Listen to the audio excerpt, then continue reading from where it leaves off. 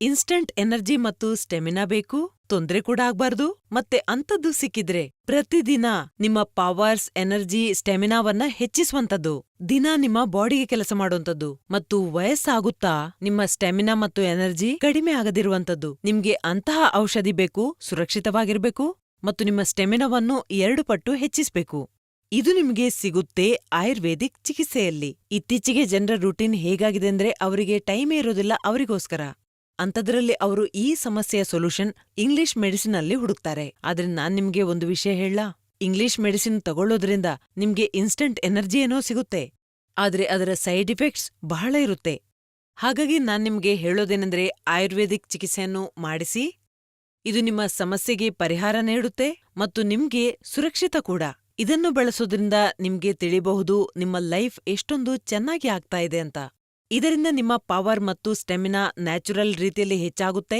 ಲಿವ್ಮುಸ್ಟಂಗ್ capsule ಬಗ್ಗೆ ಹೇಳೋದಾದ್ರೆ ಇದು ಪುರುಷರಲ್ಲಿ ಕಾಣಿಸುವ ಸಮಸ್ಯೆಗೆ ಕೆಲಸ ಮಾಡುತ್ತೆ. ಇದರಿಂದ ನಿಮ್ಗೆ ಇನ್ಸ್ಟಂಟ್ ಎನರ್ಜಿ ಕೂಡ ಅನುಭವ ಆಗುತ್ತೆ. ಇದು ನ್ಯಾಚುರಲ್ ಔಷಧಿ. ಇದರಲ್ಲಿ ಎಲ್ಲಾ ರೀತಿಯ ಪ್ರಾಕೃತಿಕ ಗಿಡಮೂಲಿಕೆಗಳಿವೆ. ಅಂದ್ರೆ ಅಶ್ವಗಂಧ, ಶತಾವರಿ, ಬಿಳಿ ಮುಸ್ಲಿ, ಶಿಲಾಜೀತ್. ಇದು ಪ್ಯೂರ್ ಆಗಿ ಸಿಗುವುದು ಬಹಳ ಕಷ್ಟವಾಗಿದೆ. ಅದಲ್ಲದೆ ಇದರಲ್ಲಿ ಎಂತಹ ಗಿಡಮೂಲಿಕೆಗಳನ್ನ ಸೇರಿಸಲಾಗಿದೆ ಅಂದ್ರೆ ಪುರುಷರಲ್ಲಿ ಆಗುವ ಅಂತಹ ಸಮಸ್ಯೆಗೆ ಬಹಳ ಪರಿಣಾಮ ಬೀರುತ್ತೆ.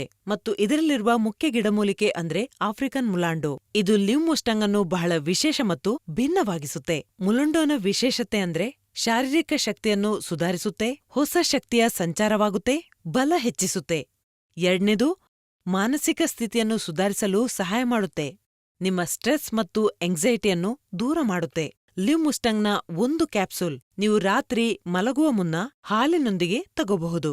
ಇದು ಎಂತಹ ಔಷಧಿ ಅಂದ್ರೆ ಯುನಿಕ್ ಫಾರ್ಮುಲಾದಿಂದ ಮಾಡಲಾಗಿದೆ. ನನ್ನ ಹೆಸರು ಕವಿತಾ. ನನಗೆ ಮದುವೆಯಾಗಿ 10 ವರ್ಷ ಆಯ್ತು. ನಾವು ಬಹಳ ಖುಷಿಯಾಗಿರ್ತಿದ್ವಿ. ಸಮಯ ಕಳೆದ ಹಾಗೆ ಇವರು ನನ್ನ ಬಳಿ ಬರೋದನ್ನ ಕಡಿಮೆ ಮಾಡಿದ್ರು. ಅದಕ್ಕೆ ಕಾರಣ ಅವರ ವರ್ಕ್ ಪ್ರೆಷರ್ ಅಂತ ಹೇಳ್ತಾ ಇದ್ರು.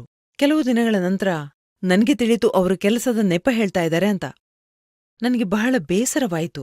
ಇದನ್ನ ಹೇಗೆ ಸಾಲ್ವ್ ಮಾಡೋದು ಅಂತ ತಿಳಿಲಿಲ್ಲ. ಅವರಲ್ಲಿ ನೇರವಾಗಿ ಕೇಳಿದ್ರೆ ಹೇಳದಿರ್ಬೋದು ಅಂತ ಹಿಂದೆ ಸರಿಯುತ್ತಿದ್ದೆ. ಆ ಸಮಯದಲ್ಲಿ ಕೆಲವು ಮೀಡಿಯಾದ ಮಾಧ್ಯಮದವರಿಂದ ಲಿವ್ಮುಸ್ಟಂಗ್ ಕ್ಯಾಪ್ಸೂಲ್ ಬಗ್ಗೆ ತಿಳಿದೆ. ಮೊದಲು ಭಯವಾಯಿತು.